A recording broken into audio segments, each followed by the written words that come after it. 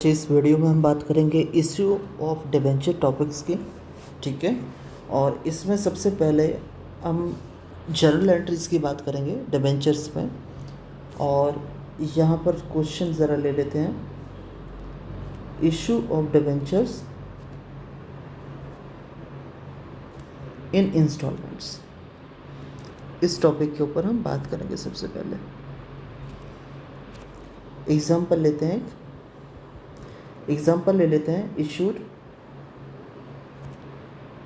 500,9% debentures at the rate of ₹100 each. कितने debenture issue कर रहे हैं हम इशू कर रहे हैं 500।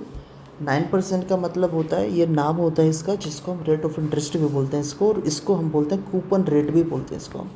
ठीक है, 100 रुपये का एक डिबेंचर इशू कर रहे हैं, पैसे मंगवाने जा रहे हैं इंस्टॉलमेंट में। जैसे एप्लीकेशन पे कुछ मंगवाएंगे, अलॉटमेंट पे कुछ मंगवाएंगे, देन फर्स्ट कॉल को ही हम फर्स्ट एंड फाइनल कॉल पे भी कुछ पैसे मंगवाएंगे। डिबेंचर 100 रुपये का है, तो चलिए 100 रुपये कैसे कैसे मंगवाने वाले हैं ज़रा देख लेते हैं। एप्लीकेशन पे मंगवाए हमने 30, 40 रुपये अलॉटमेंट पे ले लिया हमने, 40, 30, 70 और 30 रुपये हो गए हमारे फर्स्ट एंड फाइनल कॉल। इसकी जर्नल एंट्रीज़ की ज़रा बात करेंगे। फॉर्मेट उठा लेते हैं यहाँ पर।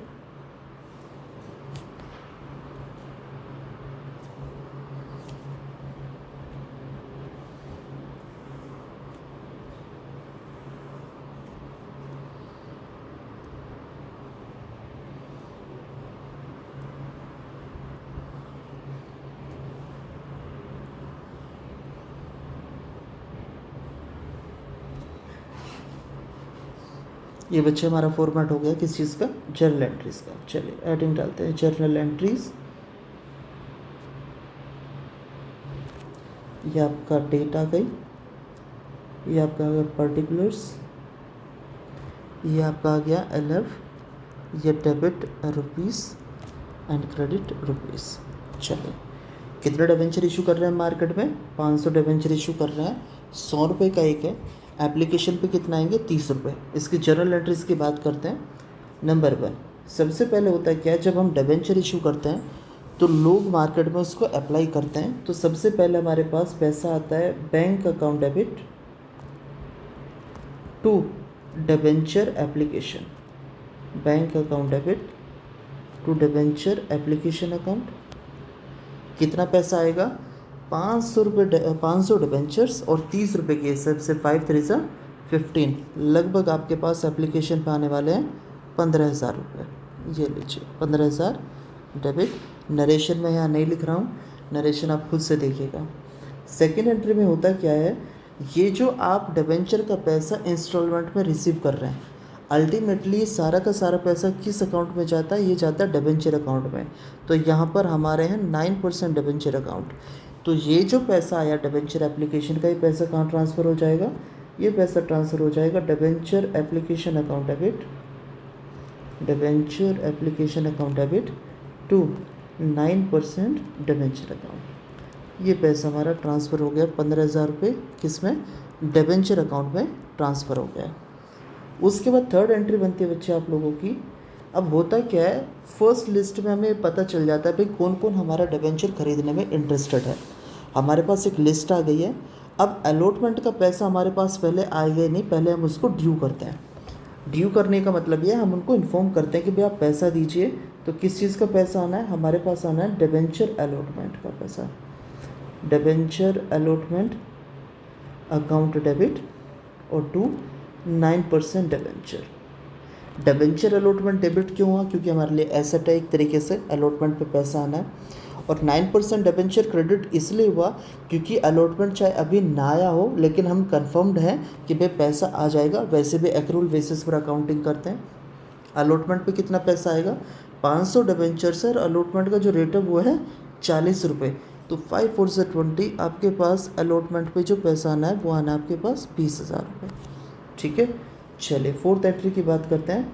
ये जो पैसा आएगा अलॉटमेंट का, उस पैसे को उठा के हम ये लीजिए bank account debit to debenture allotment account.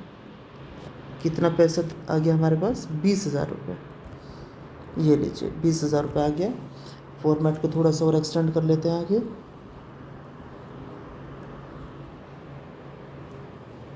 ये लीजिए फॉर्मेट एक्सटेंड कर लिया हमने आगे। अब फिफ्थ कॉल जो अपने बननी है वो किस चीज़ की बननी है, अब ड्यू करेंगे हम फर्स्ट एंड फाइनल कॉल। तो फर्स्ट एंड फाइनल कॉल की एंट्री क्या बनेगी, debenture first and final call account debit, final call debit कितना, फाइनल कॉल पे कितना मंगाना है, 30 रुपये के हिसाब से। चले तो यहाँ पर भी कितना आएगा, ये शायद कहीं गड़बड़ कर दिया, 5 4 से 20, 40 30 70 50,000, ठीक है एकदम।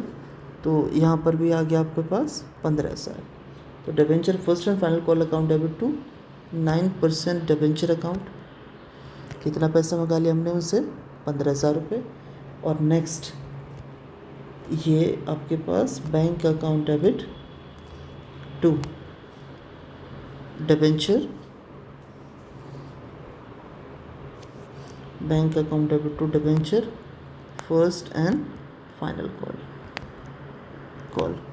तो ये आपके पास आ गया टोटल 15,000 रुपये, ठीक है बच्चे। ये हमारी बेसिक एंट्रीज होते हैं किस केस में, जब हम इशू कर रहे हैं डिबेंचर को इंस्टॉलमेंट में। इसी वीडियो में अब मैं आगे कंटिन्यू करने वाला हूँ और इसमें केस आगे कंटिन्यू होने वाला अपना सेकंड केस, जिसको हम क्या बोलते हैं, जिसको हम बोलते हैं इशू ऑफ डिबेंचर,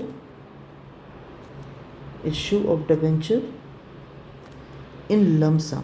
लमसम कौन सा केस था, जहाँ पर पूरा का पूरा पैसा हम इकट्ठा एक बार में मंगा लेते हैं, ठीक है। चले एग्जाम्पल हम सेम लेके चलेंगे। एग्जाम्पल क्या था हमारा, issued 500 debentures, 500,9% debentures at the rate of ₹100 each. ये हम सेम एग्जांपल लेके चल रहे हैं।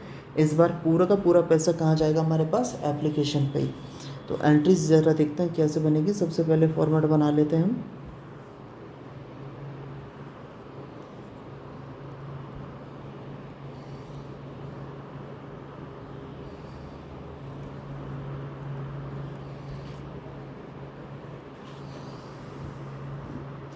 चलिए ये आपका आ गया कॉलम डेट का, ये आ गया पर्टिकुलर्स, और ये आ गया आपका LF, ये आपका debit rupees and credit rupees. चलिए यहाँ पर हेडिंग डाल देते हैं ऊपर, जर्नल एंट्रीज। चलो फर्स्ट एंट्री क्या बनेगी देखते हैं ज़रा बच्चे। फर्स्ट एंट्रीज में बनने जा रही है बैंक अकाउंट डेबिट, और इस बार एप्लीकेशन के साथ ही आप क्या कर दोगे, अलॉटमेंट, क्योंकि पूरा पैसा हमारे पास अभी आ गया है।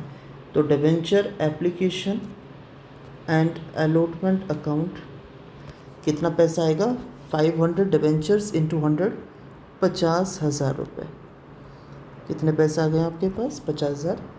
और सेकेंड एंट्री में क्या होगा, ये जो आपके पास पैसा है debenture application and allotment account debit to 9% debenture account, to 9% debenture account, पैसा कितना आ रहा है, 50,000 रुपये। पूरा का पूरा पैसा हमने एप्लीकेशन अलॉटमेंट पे जो आ गया उसको उठा के कहाँ डाल दिया, 9% डिबेंचर अकाउंट में, ठीक है। अब चलिए एक थर्ड टॉपिक की तरफ चलेंगे हम। इसमें थर्ड टॉपिक था इसमें issue of debentures at discount. अभी जो हम केसेस पढ़ रहे थे हमने पढ़ा था कि डिबेंचर अगर पार पर इशू होगा, पार का मतलब होता है 100 रुपये का डिबेंचर है, 100 रुपये में इशू कर रहे हैं मतलब फेस वैल्यू पे। लेकिन अगर डिबेंचर डिस्काउंट पर इशू होगा तो क्या जनरल एंट्री होगी उसकी बात करते हैं। मान लेते हैं केस उठा लेते हैं, issued 500,9% debentures at the rate of rupees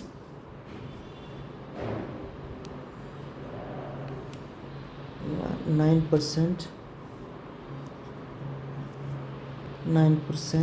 debentures at the rate of ₹100 each, at the rate of ₹100 each at कितने परसेंट डिस्काउंट ले लेते हैं, 10% डिस्काउंट। तो तो 100 रुपये के बदले में इस बार आपको मिल रहे हैं 90 रुपीज़। एज्यूम कर लेते हैं एप्लीकेशन पे कुछ पैसे लेने थे, अलॉटमेंट पे लेने थे एंड फर्स्ट कॉल पे। टोटल पैसा हमें लेना है कितना, इस बार लेना हमें 90 रुपीज़, क्योंकि आफ्टर डिस्काउंट। मान लेते हैं एप्लीकेशन था इस बार 30 रुपये और क्वेश्चन में बोला हुआ है आफ्टर डिस्काउंट जो हमें अलॉटमेंट पे मिलना है वो 40 रुपये मिलना है। इसका मतलब 50 रुपये रहे होंगे, 50 रुपये रहे होंगे, उसमें से हमने डिस्काउंट कर दिया 40, तो 40 रुपये आ गए और बैलेंस 40 और 30 70, 70 और 20 90। चलिए तो बच्चे यहाँ पर जो अलॉटमेंट है ये 40 रुपये है आफ्टर डिस्काउंट। अगर क्वेश्चन में अगर क्वेश्चन में डिस्काउंट या सिक्योरिटी प्रीमियम आपको मेंशन भी नहीं है किस कॉल के साथ है, तब भी हम किसके साथ एज्यूम करते हैं, अलॉटमेंट के साथ। ठीक है, तो फर्स्ट 2 एंट्रीज में कोई चेंज नहीं आएगा, एंट्री में चेंज आएगा सी वाले में। तो मैं फॉर्मेट नहीं बना रहा हूँ, ऐसी एंट्री लिख दे रहा हूँ। एंट्री में चेंज आएगा कि डिबेंचर अलॉटमेंट अकाउंट डेबिट, और आपको डिस्काउंट भी देना है तो डिस्काउंट ऑन इशू, क्योंकि आपके लिए लॉस हो गया ये, discount on issue account debit, और टू 9%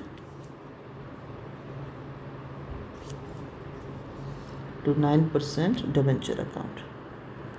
तो अमाउंट कैसे आएगी इसमें, अमाउंट आएगी कि आपका टोटल अमाउंट था 50 रुपये अलॉटमेंट पे और वो थे 500, तो लगभग आप ले सकते हैं 5 5 से 25, 25,000 रुपये थे, जिसमें से डिस्काउंट हो गया आपका 5,000 रुपये का, 500 इंटू 10 5,000, और बाकी हम अलॉटमेंट पे कितना ले लेंगे 20,000 रुपये। कुल मिला के 500 रुपये 500 डिबेंचर इंटू 40 रुपये आपका अलॉटमेंट पे मिल रहा है।